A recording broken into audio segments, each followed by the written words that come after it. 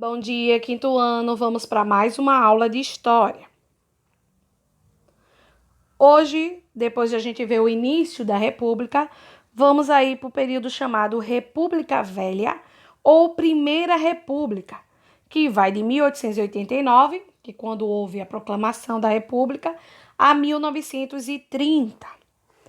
O primeiro ano do governo de Deodoro da Fonseca foram muito difíceis, tá? Os primeiros anos do governo dele passou por muita dificuldade.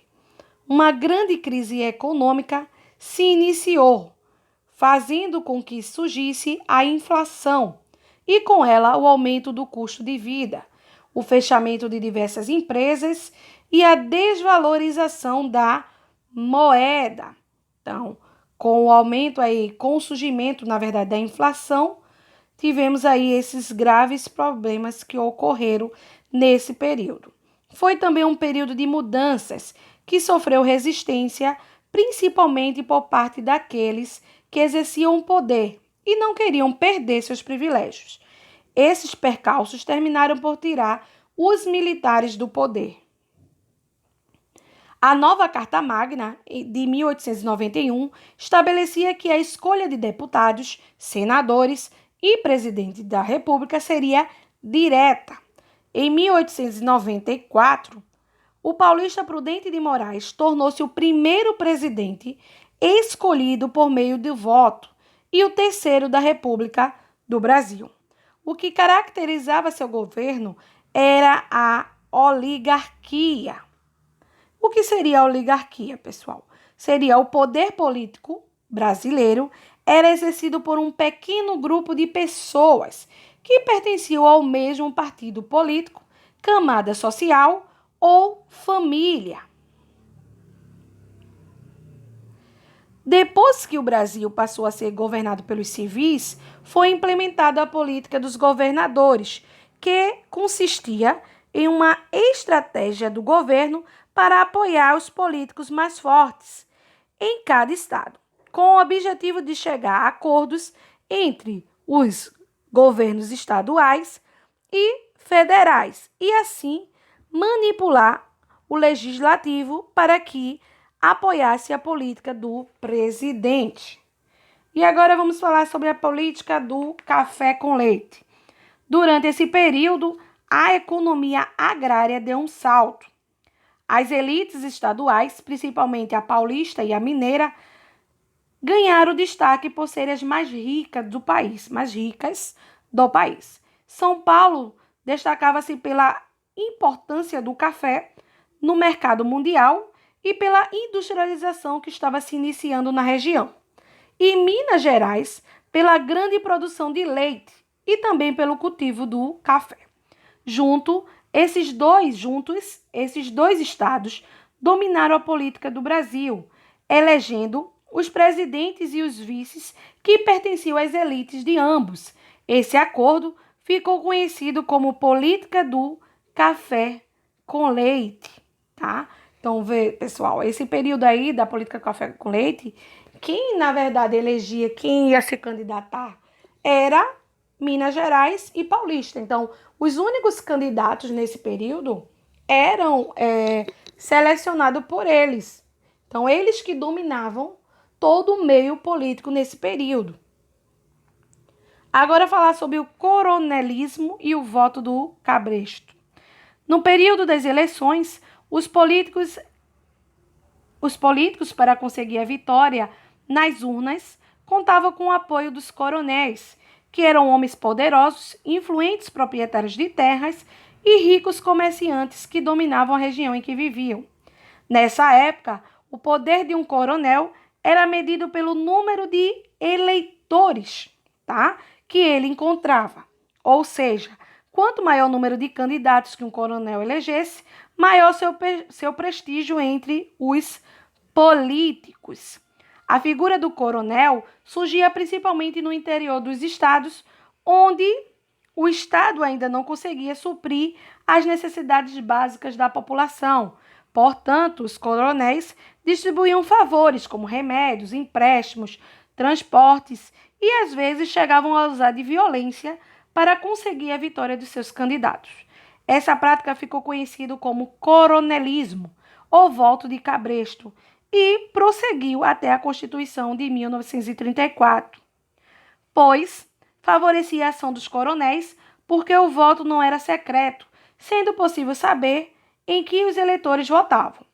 Para impor sua vontade, os coronéis contavam com os serviços dos jagunços e pistoleiros para ameaçar as pessoas humildes que ousassem desobedecer às suas ordens, além de travarem disputas com rivais igualmente poderosos e influentes, tá? Então, eles mandavam nas pessoas. Então, as pessoas não votavam em quem elas queriam. Elas votavam em que os coronéis queriam. Porque se elas não votassem, muitas vezes elas morriam, eram presas, tá? Então, elas tinham que votar nesse período em que eles queriam. Nos primeiros anos da Primeira República, o Brasil era um país agrário. A maioria da população vivia da agricultura em povoados ou em cidades no interior do país. Então, diferente de hoje, né? O local onde tinha mais pessoas eram as áreas rurais. Hoje são os centros urbanos, né? A borracha foi muito importante, foi muito procurada em virtude do aumento mundial da produção de bicicletas e da indústria automobilística. Mas essa procura não durou muito, porque colônias inglesas na Ásia passaram a produzi-la com boa qualidade e vendê-la mais barato. Os produtos de café de São Paulo, do Vale do Paraíba, sem conseguir manter a produção, porque perderam muito dinheiro por causa da abolição dos escravos e não receberam indenização. Passaram a investir dinheiro na indústria. Assim, a indústria também se desenvolveu nessa época no Brasil. As revoltas que marcaram o período da República. Vamos agora falar um pouquinho das revoltas que ocorreram na área do campo, na área rural. Temos aí a Revolta dos Canudos, que ocorreu na Bahia, e o líder foi Antônio Vicente Mendes Maciel, o Antônio Conselheiro, que reuniu milhares de camponeses miseráveis em um arraial que praticamente se tornou autônomo. Esse arraial foi violentamente destruído porque os representantes das oligarquias tinham medo de perder sua mão de obra. Outra revolta que aconteceu nesse período no campo. A Revolta Federalista, liderada por Gaspar da Silveira Martins, ocorreu no Rio Grande do Sul entre os principais partidos políticos, depois de eleições marcadas por fraudes e uma sucessão de assassinatos políticos. Júlio de Castilho assumiu o governo do Rio de Janeiro. Como consequência, os federalistas que eram contra o governador desejavam a separação do Estado do restante do país. E os legalistas, que apoiavam Júlio de Castilho, receberam ajuda do Exército de São Paulo e do presidente da República, que no final foram vitoriosos. Os federalistas eram chamados de maragatos e identificados pelo uso de lenços vermelhos.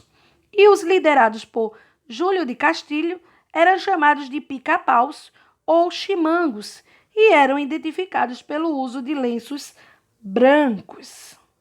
Guerras do Contestado, a Guerra do Contestado, cujo mais conhecido líder foi José Maria do Santo Agostinho, aconteceu na fronteira Paraná-Santa Catarina entre 1912 e 1916, por disputas territoriais, e contou com a participação de cerca de 20 mil camponeses que lutaram pela posse das terras.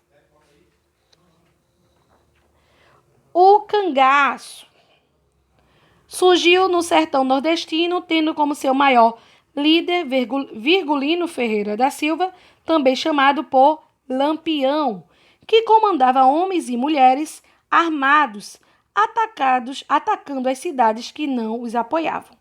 Da mesma forma, os volantes atacavam as vilas e as cidades que davam apoio ao cangaço. Suas atitudes, apesar de serem criminosas, tinham como objetivo mostrar uma forte reação social aos poderosos e aos governantes, responsáveis pela pobreza e pelo abandono das famílias sertanejas.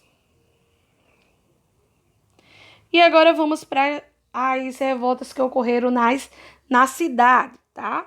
A primeira delas aí que é chamada a Revolta da Vacina, motivada pela miséria em que vivia por ter sido expulsa do centro da cidade e pelo medo das medidas sanitárias, como a instituição da lei da vacinação contra a varíola e a febre amarela, colocada em prática pelo sanitarista Oswaldo Cruz.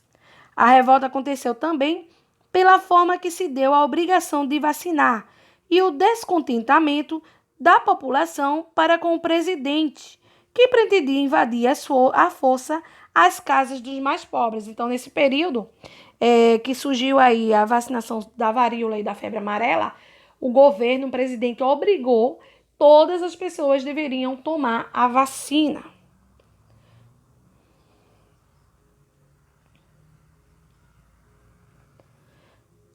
Agora vamos para a revolta da Chibata.